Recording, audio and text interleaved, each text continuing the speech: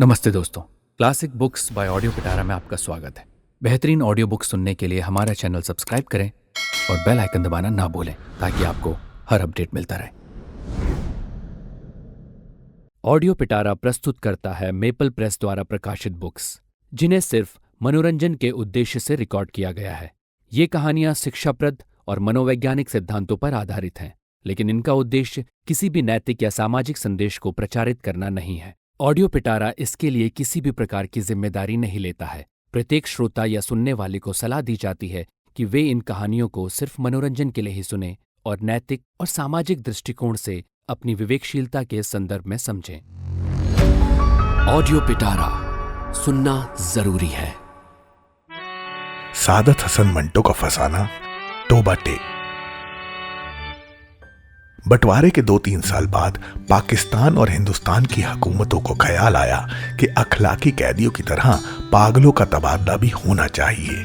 यानी जो मुसलमान पागल हिंदुस्तान के पागल खानों में हैं, उन्हें पाकिस्तान पहुंचा दिया जाए और जो हिंदू सिख पाकिस्तान के पागल खानों में हैं, उन्हें हिंदुस्तान के हवाले कर दिया जाए।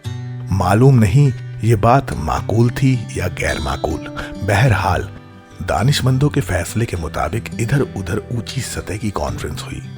बिलाखिर एक दिन पागलों के तबादले के लिए मुकर्रर हो गई। अच्छी तरह छानबीन की गई। वो मुसलमान पागल जिनके लवाहिकीन हिंदुस्तान में ही थे, वहीं रहने दिए गए थे, लेकिन जो बाकी थे उनको सरहद पर रवाना कर दिया गया। यहाँ पाकिस्तान में चूंकि करीब करीब तमाम हिंदू सिख जा चुके थे, इसलिए किसी को रखने रखाने का सवाल ही नहीं पैदा हुआ। जितने हिंदू सिख पागल थे, सब के सब पुलिस की हिफाजत में बॉर्डर पर पहुंचा दिए गए। उधर का मालूम नहीं, लेकिन इधर लाहौर के पागल खाने में जब इस तबादले की खबर पहुंची तो बड़ी दिलचस्प जैमिंगोइयां होने लगी। एक मुसलमान पागल जो 12 बरस से हर रोज बाकायदगी के साथ जमींदार पढ़ता था, उसे जब उसके एक दोस्त ने पूछा, मौलवी साहब ये पाकिस्तान क्या होता है, तो उसने बड़े गैरो फिक्र के बाद जवाब दिया, हिंदुस्तान में एक ऐसी जगह है जहां उस्तरे बनते हैं। ये जवाब सुनकर उसका दोस्त मुतमईन हो गया। इसी तरह एक सिख पागल ने एक दूसरे सिख पागल से पूछा, सरदार जी हमें हिंदुस्तान क्यों भेजा जा रहा है, हमें तो वहां की बोली भी नहीं आती। दूसरा मुस्कुराया, मुझे तो हिंदुस्तानों की बोली आती है। हिंदुस्तानी बड़े शैतानी अकड़ अकड़ फिरते हैं। एक दिन नहाते नहाते एक मुसलमान पागल ने पाकिस्तान जिंदाबाद का नारा इस जोर से बुलंद किया कि फर्श पर फिसल कर गिर गया और बेहोश हो गया। वहां जो पागल थे वो ऐसे भी पागल नहीं थे। उनमें अक्सरियत ऐसे कातिलों की थी जिनके रिश्तेदारों ने अफसरों को दे दिलाकर पागल खाने भिजवा दिया था कि फांसी के कैद से बच जाए। ये कुछ कुछ समझते थे कि हिंदुस्तान क्यों तकसीम हुआ है और ये पाकिस्तान क्या है, लेकिन सही वाकईत से वो भी बेखबर थे। अखबारों से कुछ पता नहीं चलता था और पहरेदार सिपाही अनपढ़ और जाहिल थे। उनकी गुफ्तगुओं से भी वो कोई नतीजा बरामद नहीं कर सकते। उनको सिर्फ इतना मालूम था कि एक आदमी मोहम्मद अली जिन्ना, जिसको कायदे आजम कहते हैं, उसने मुसलमानों के लिए एक अलहायदा मुल्क बनाया है जिसका नाम पाकिस्तान है। ये कहाँ है, उसका महले वकूल क्या है, उसके मुतल्लिक वो कुछ नहीं जानते थे। यही वजह है कि पागल खाने में वो सब पागल जिनका दिमाग पूरी तरह से माऊफ नहीं था, इस मुकदमे में गिरफ्तार थे कि वो पाकिस्तान में है या हिंदुस्तान में। अगर हिंदुस्तान में है तो पाकिस्तान कहाँ है, अगर वो पाकिस्तान में है तो ये कैसे हो सकता है कि वो कुछ अरसे पहले यहीं रहते हुए भी हिंदुस्तान में थे।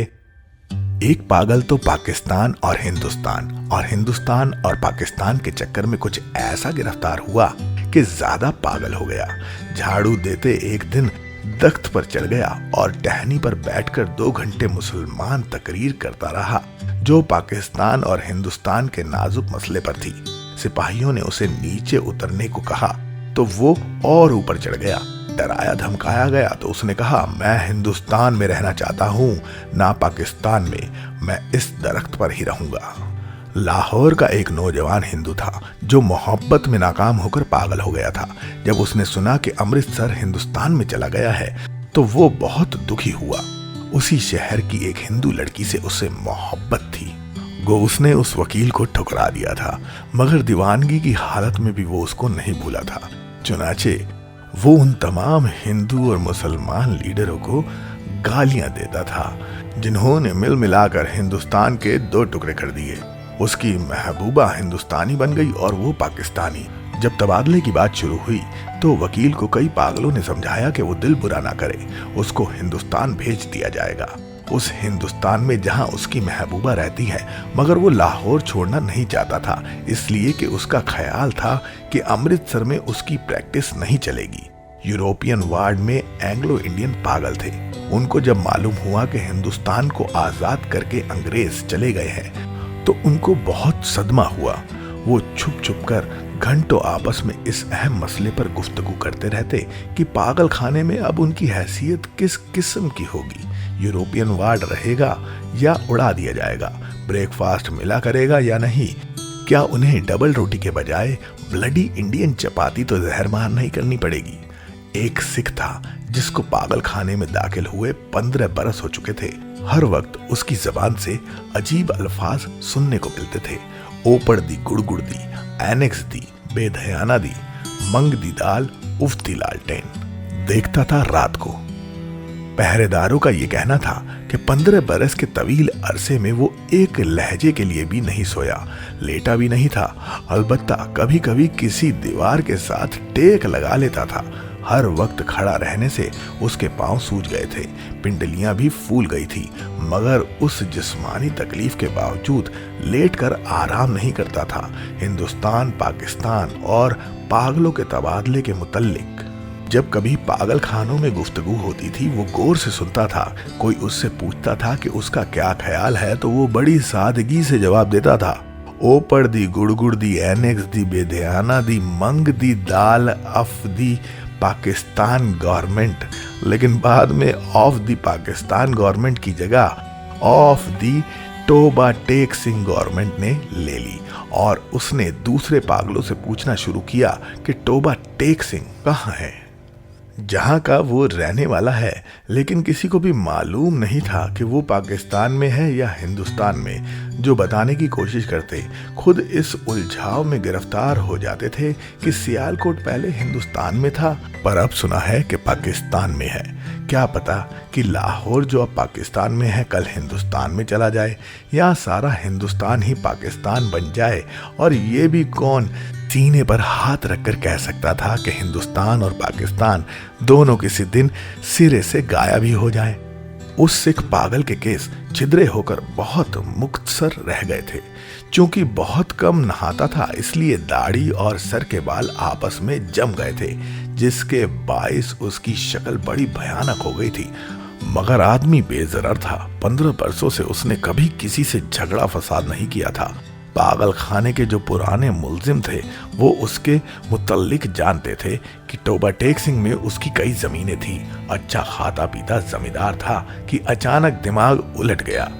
उसके रिश्तेदार लोहे की मोटी मोटी जंजीरों में उसे बांध कर लाए और पागल खाने में दाखिल करा गए। महीने में एक बार मुलाकात के लिए ये लोग आते थे और उसकी खैर खैरियत पता करके चले जाते थे। एक मुद्दत तक ये सिलसिला जारी रहा, पर जब पाकिस्तान हिंदुस्तान की गड़बड़ शुरू हुई तो उनका आना बंद हो गया। उसका नाम बिशन सिंह था, मगर उसे टोबा टेक सिंह कहते।